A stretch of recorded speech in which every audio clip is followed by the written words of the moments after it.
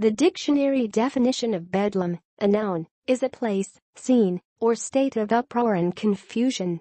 That makes it a weird nickname for a football rivalry whose long-term history has often been as one-sided as it gets. Oklahoma and Oklahoma State have played 11 times since 1904, and the Sooners are 86-7-18. There are record-keeping discrepancies about the scores in the series' early years, but since 1914, Sports Reference counts the average margin as 28-13, Sooners. Bedlam seems a better descriptor for a rivalry that's less predictable, maybe in Oklahoma, Texas, a USC-UCLA, or a Florida, Georgia. But OU-OSU? The label isn't just for football. It's applied to every sport the two schools play against each other, which is just about all of them. But still, what gives? We don't know why the series is called Bedlam. In 2005, the Oklahoman's John Rode wrote about the origin of the name. He couldn't peg when it started, who did it, or even in which sport it originated. I'm here to admit I have no idea who begat Bedlam or when. I'm fairly certain no one else knows for sure either, Rode wrote.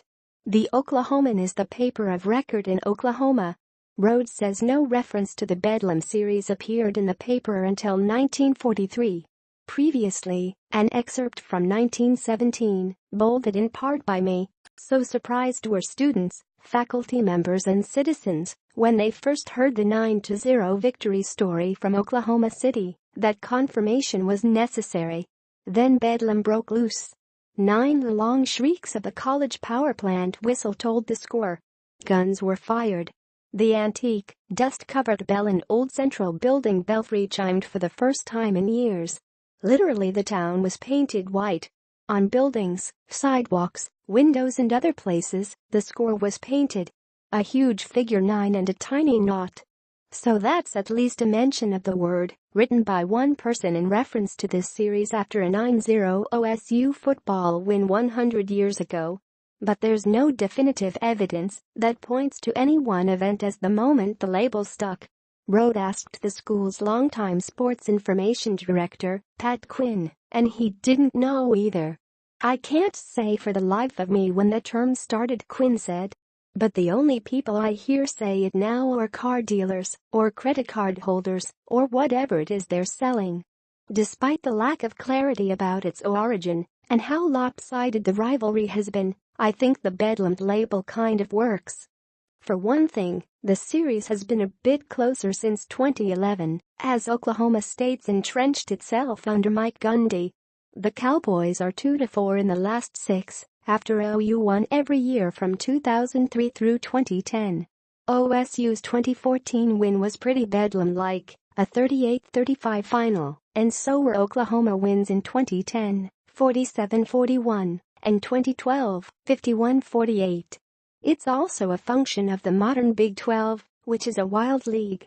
Listen to Gundy describe the conference to SB Nation's Bill Connolly for this feature. The issue that we have in this league is, we're playing Texas Tech this week. I use Tech a lot as an example. Whether it's this year or the last 3 years, you could be a 7-1 team, and you could go on the road and play a 4-3 Texas Tech in Lubbock. And you might have to score 38 points to win. You say, well, maybe you bulk up, and you pound them, and you slow the game down, and this and that. You ain't slowing them down. They're gonna go fast, and the skill that they have, on a field 52 yards wide, and their willingness to be high risk, you're going to have a hard time ever keeping them under 35 points. So if you come into this league and say you're gonna do that, you better be able to do it every week, okay?